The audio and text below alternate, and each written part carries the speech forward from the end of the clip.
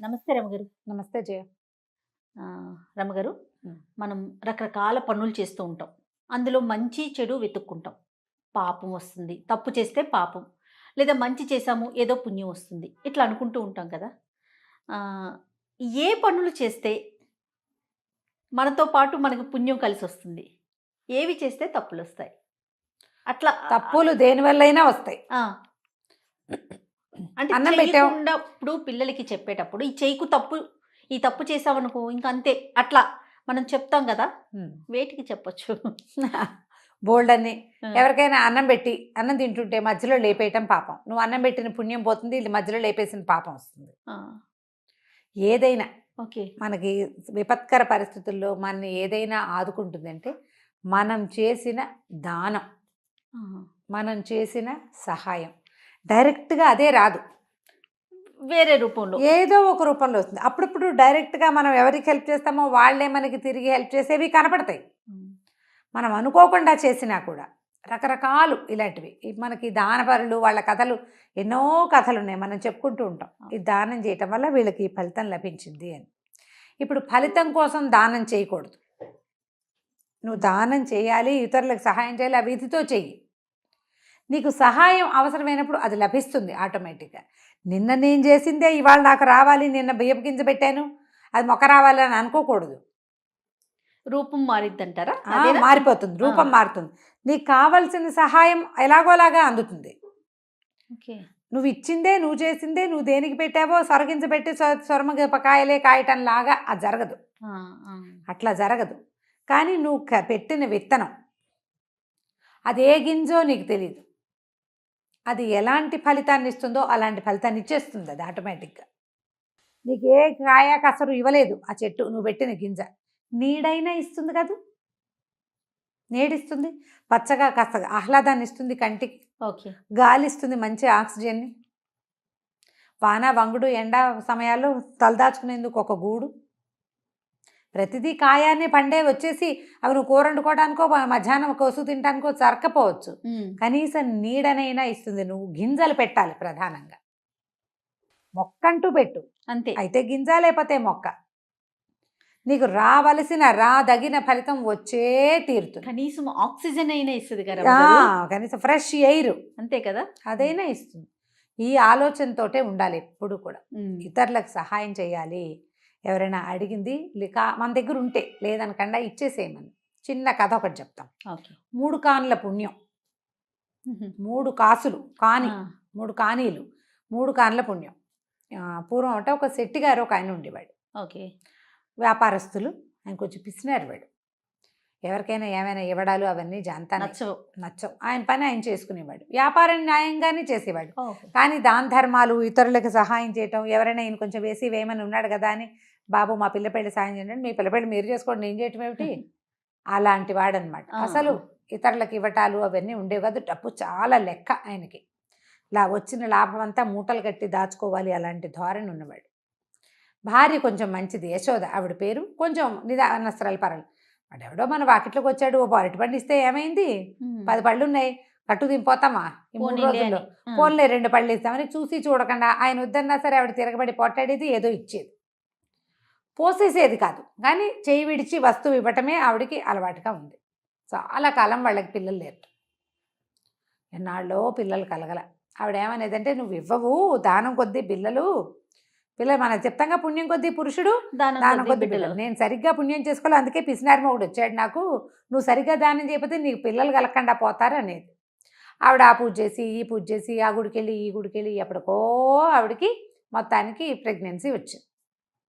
అయితే ఆవిడ ఇట్లా తన కడుపులో ఒక ఆయ కాస్తే 1 సంవత్సర కాలపు వ్యాపారపు లాభాన్ని తిరుపతి హుండీలో వేస్తానని స్వామికి మొక్కుకుంది, వెంకటేశ్వర స్వామికి. ఆవిడ ఆ ధ్యాస మీదే ఉండేది.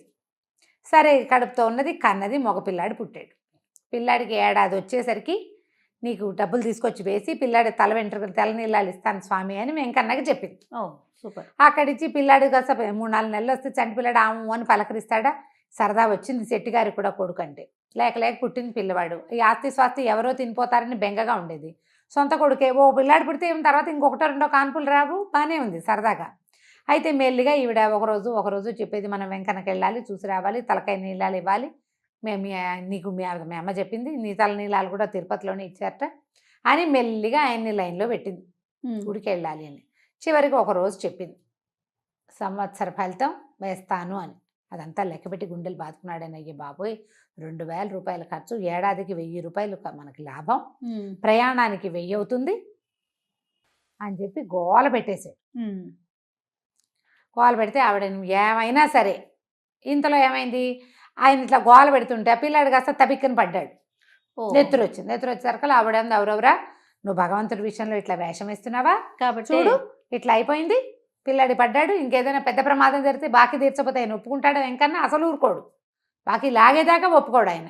నువ్వు అక్కడ బాకీ ఇవ్వకపోతే పిల్లాడికి ఏదైనా జబ్బు చేసి వీడు అనారోగ్యానికి అయిపోతుంది, మొక్కుబడిగానే ఉండిపోయి ఖర్చు అయిపోతుంది అని అరిచర్చి కేకలేసి పోటాడింది. ఈ లోపల ఆయన మేనత్త మొగుడు వచ్చారు. వాళ్ళు అన్నారు, అయ్యో అట్లా చేయకూడదురా నాయన, మీ అమ్మ ఇట్లాగే ఏదో ఇద్దే కొట్టి మీ తమ్ముడు పోయాడు అప్పుడు అనేసరికి భయం పట్టుకుంది. కేకలే కలిగిన పిల్లాడు, వాడేమో మంచి జనముద్దైన పిల్లాడు. సరే ఒప్పుకున్నాడు లబలబలాడుతుంది. సరే మరి ఆ రోజుల్లో ఏమిటి ప్రయాణం అనేసరికల్లా వారం 10 రోజులు పడుతుందా, పిండి వంటలు అన్నీ చేసుకున్నారు, చెక్కలు చేగోడీలు ప్రయాణంలో తినడానికి, లడ్లు గిడ్లు అన్నీ చేసుకున్నారు. మరి వీళ్ళతో పాటు ఒక 10 రోజుల పాటు ప్రయాణం, బండి వాళ్ళు ఉంటారు కదా, అన్నీ చేసుకున్నారు. సరే ఆ పూట ఏదో కొంచెం అన్న సమారాధన చేస్తానంటే వచ్చాక చేద్దు కానీ ఇప్పుడు ఏం పెట్టద్దు అన్నాడు. సరే అన్ని సామాన్లు సర్దుకున్నారు, పక్క వాళ్ళకి వెనక వాళ్ళకి అందరికీ చెప్పింది, వెళ్ళొస్తామని. వీళ్ళు బయటకు వస్తుంటే ఒక సాధువు ఒక ఆయన వీళ్ళ వాకిలి గుమ్మంలో కూర్చున్నాడు. ఏదైనా దానం చేయని ఆయన, ప్రయాణం చేస్తున్నావు అనేసరికి ఈయన ఏమన్నాడు, ఈ దానం గుళ్ళో వేయడానికి తీసుకెళ్తున్నాను ఆయన, 2000 రూపాయలు ఏమన్నా తక్కువ అనుకుంటున్నావా, అతేరి ఇప్పుడు నేనేం దానాలు గినాలు చేయను, అసలే ప్రయాణంలో ఉన్నాను అనేసరికి, నిన్ను కాపాడుతుందిరా నాయన నువ్వు చేసే దానం అన్నాడు. ఏమిటి నీకు చేసేది కాని పుణ్యం కాపాడుతుందా, నన్ను కాపాడేది అదేనా, నా దగ్గర డబ్బులు కాపాడవా, నేను వెళ్తున్న దేవుడు కాపాడ్డా, పోపో మెట వేదాంతం చెప్తావు అని కసురుకున్నాడు. లోపల నుంచి సంచులు అన్నీ పట్టించుకుని పిల్లాన్ని సంకనేసుకుని వస్తుంది. యశోద గారు ఏం చేసింది, సంచిలోంచి ఆవిడ చేతి సంచులోంచి 2 లడ్డూలు తీసి ఆ సాధువు చేతిలో పెట్టి 3 కాన్లు ఆయన చేతిలో పెట్టి, లడ్డూలేమో ప్రసాదంగా, కాన్లు ఆయన దానం అడిగాడు కదా, ఊరు వెళ్తున్నావు దేవుడికి మొక్కు తీర్చడానికి వెళ్తున్నావు, 2 కాన్లైనా నేను దానం చేసుకోకపోతే ఎట్లా అని ఇచ్చేసరికి ఈయన అన్నాడు, ఖర్చు కంచే మొదలు పెట్టావా, పెద్ద నష్టం వస్తుంది రేపు మనకు, అక్కడ ఎలాగూ 2000 వేసేస్తాం, గుళ్ళో అయిపోతుంది అని గట్టిగా కసురుకున్నాడు. ఆవిడంది, ఈ 3 కాన్లతోటి దిగిపడిపోయామా మనం, పద అంతసేపు ఇట్లా అంటామని మొగుడిని కసిరేసింది. ఆ సాధువు దండం పెట్టాడు, లడ్డు ముక్క తుంచి నొట్ట వేసుకున్నాడు. వీళ్ళు బండెక్కారు. చక్కగా సజావుగా ప్రయాణమైంది. 4 రోజులు 5 రోజుల తర్వాత తిరుమల చేరాక అసలు ఆ కొండ మీదకి వెళ్తుంటే ఆ గోవిందనామస్మరణలకు వాటికి ఆవిడ ఒళ్ళు తెలియలే, ఈ గోవిందనామమే కదా ఇట్లా తల్లిని చేసింది రండి అని చాలా సంతోషంగా ఉంది. అక్కడి నుంచి డబ్బులు 3000 రూపాయలు పుచ్చుకొని బయలుదేరారు. 1000 దేవుడికి వేయటానికి, మిగిలినవి ఖర్చులు. సరే మొక్కుకున్న ప్రకారం వెయ్యాలి కదా, ఆయన ఏం చేశాడు, ఏదో యథాలాపంగా, ఏమే ఈ 1000 దేవుడికి వేయటానికి, ఈ 1000 నీ దగ్గర ఉంచు, నా 1000 నేను వేస్తాను అన్నాడు. 2000 వెయ్యాలి వీళ్ళు, ఒక 1000 2 ఏళ్ళు అయింది కదా, మొక్కుకుని 2 సంవత్సరాలు కదా, ఆ 1000 ఒక సంవత్సరం 1000, 2వ సంవత్సరం 1000. ఓకే, నువ్వు 1000 నేను 1000 వేస్తాను అన్నాడు. కానీ 2000 ఆవిడ చేతికి ఇచ్చాడు, తన 1000 తన దగ్గర ఉంది.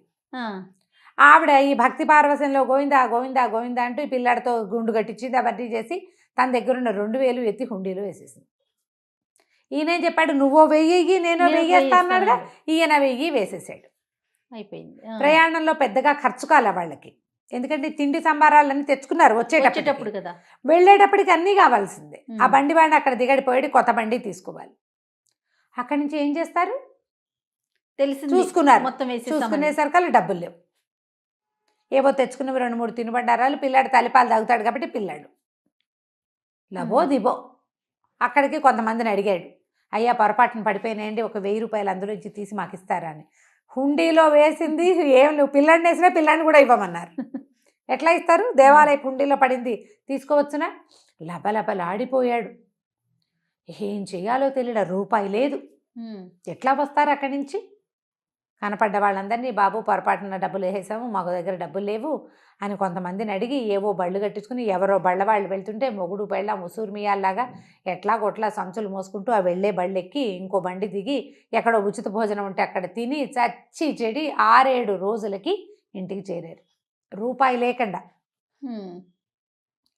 మిగిలినవి లడ్డూలు ఏవో ఉన్నవే, 1-2 మధ్యలో నోట్లో వేసుకున్నారు, అంతకంటే ఏం లేవు. బాటసారులాగా ప్రయాణం చేసుకుంటూ వచ్చేసరికల్లా వాకిట్లోనే ఆ సాధువు కనపడ్డాడు. వాళ్ళ వాకిట్లోనే ఈయనకి చూస్తే ఒళ్ళు మండిపోయింది. వెళ్ళేటప్పుడు నీ దిక్కుమాల శకునం వల్లే మేము తగలబడ్డాము, చేతిలో రూపాయి లేకుండా ఏదో ఒరిగిపోతుంది అన్నావు, నీకు దానం చేస్తే మాకు ఒరిగింది ఏమీ లేదు, చేతిలో రూపాయి లేక చచ్చి చెడి వచ్చావు అంటే సాధువు నవ్వుతున్నాడు. అదే కదా నువ్వు కోరుకున్నావు, నీకు ఇస్తే నేను అక్కడికి ఎట్లా అన్నావు అన్నాడు. నవ్వుతూ లేచి వెళ్ళిపోయేసరికి చుట్టుపక్కల వాళ్ళంతా ఏమమ్మా వచ్చారా ఏమిటి, మొహాలు అట్ట పీక్కుపోయినాయి, బండి లేదా, బండి లేకుండా ఎట్టా వచ్చావు ఏమిటి, దర్శనం బాగా అయిందా అని అందరు ఊళ్ళల్లో ఏముంది అందరూ చేరేసరికల్ ఈయన ధుమధుమలాడుతూ ఏముంది శకునం, దిక్కుమాల శకునం వెళ్ళేటప్పుడు ఎదురయ్యాడు, వచ్చేసరికల్ పీడాకారం మా వాకిట్లోనే తయారైందంటే వాళ్ళందరూ నీకేమైనా పిచ్చకిందా, ఆయన ఉన్నాడు కాబట్టి ఇవాళ నువ్వు బతుకున్నావు, లేకపోతే చచ్చేపోయేవాడివిరా నాయన, నువ్వు ఊరెళ్ళిన 3 రోజులకి మీ ఇంట్లో దొంగలు పడ్డారు, సాధువు నువ్వు వెళ్ళిన దగ్గర నుంచి మీ వాకిలి వదలని మీ అరుగు మీదే కూర్చున్నాడు, మీ ఆవిడిచ్చిన 3 కార్లతోటి 10 రోజులు తిన్నాడు ఆయన, కూర్చుని దొంగలను చూసుకుని ఆయన కేకలు పెట్టి చుట్టుపక్కల వాళ్ళని మెచ్చేసి వీళ్ళకి పట్టించాడు రక్షక భట్లకి. వాళ్ళు పట్టుకున్న తర్వాత కూడా నువ్వు వచ్చేదాకా నీ వాకిలికి కాపలా కాశాడు, మీ ఆవిడిచ్చిన 3 కానీల పుణ్యం అది నిన్ను ఇక్కడ కాపాడింది, అక్కడ డబ్బుల పైన వెంకన్నకేసావు, అక్కడ నీది దొంగతనం కాదు జరిగింది, అవును భగవంతుడిని చేరిన డబ్బు. ఆవిడకి ఏం డౌట్ వచ్చింది యశోదకి, నువ్వు దొంగలెక్కేసావు, ఏడాదికి 1000 కాదేమో ఇంకా ఎక్కువే అయ్యి ఉంటుంది, అందుకే లాగేసుకున్నాడు వెంకన్న డబ్బులు. జాగ్రత్తగా వేశాడు, ఇప్పుడు ఇంత లాభం అని చెప్పాడు భార్యకి, జాగ్రత్తగా ప్లాన్ చేసుకుని చెప్పుంటావు అంటుంది. అక్కడ గనక ఇక్కడ గనక దొంగలు కనుక పడి ఉంటే ఏమయ్యేది, వీళ్ళు ఇల్లు వాకిలి మొత్తానికి పోయేది, అంతా అయిపోయేది, ఆ రోడ్డు మీద పోయినట్టు కాకుండా ఇక్కడది కూడా పోయేది. నువ్వు 3 కానీలు దానం చేయటం వల్ల ఇవాళ ఇది బతుకుంది, ఈ ఆస్తి స్వాస్తి అంతా ఇల్లు వాకి. దొంగలు పడి దోచేస్తే ఏం మిగులుస్తారు, వస్తువులు కూడా పట్టుపోతారు కదా దొంగలు. అవును, దాంతో లపలపలాడిపోయాడు, బుద్ధి తెచ్చుకున్నాడు. ఎక్కడున్నాడు ఆ సాధువు, ఊరంతా తిరిగి వెళ్ళి ఆయన ఇంటికి తెచ్చుకున్నాడు. నా వాకిట్లో ఉండు, మా వాకిట్లోనే తిను, నువ్వేదో జపం చేసుకొని బతిలాడుకుని ఆ సాధువుని తమ వాకిట్లోనే ఉంచుకున్నాడు. పిల్లాడికి మాత్రం తనలాగా కాకుండా చిన్నప్పటి నుంచి దానం ధర్మం చేయటాన్ని అలవర్చాడు. ఆ సాధువు వల్ల 4 మంచి ముక్కలు నేర్చుకునేవాడు పిల్లాడు. తర్వాత కాలంలో శెట్టిగారి అబ్బాయి కూడా చాలా బుద్ధిమంతుడు, దానపరుడు అయ్యాడు. మనం చేసిన దానము దాని ఫలితాన్ని ఇవ్వక మానదు.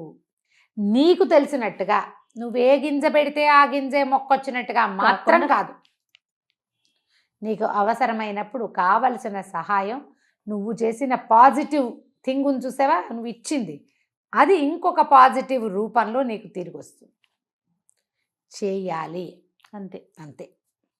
ఎంత బాగుందో రమ్మగారు, చాలా చాలా బాగుందండి.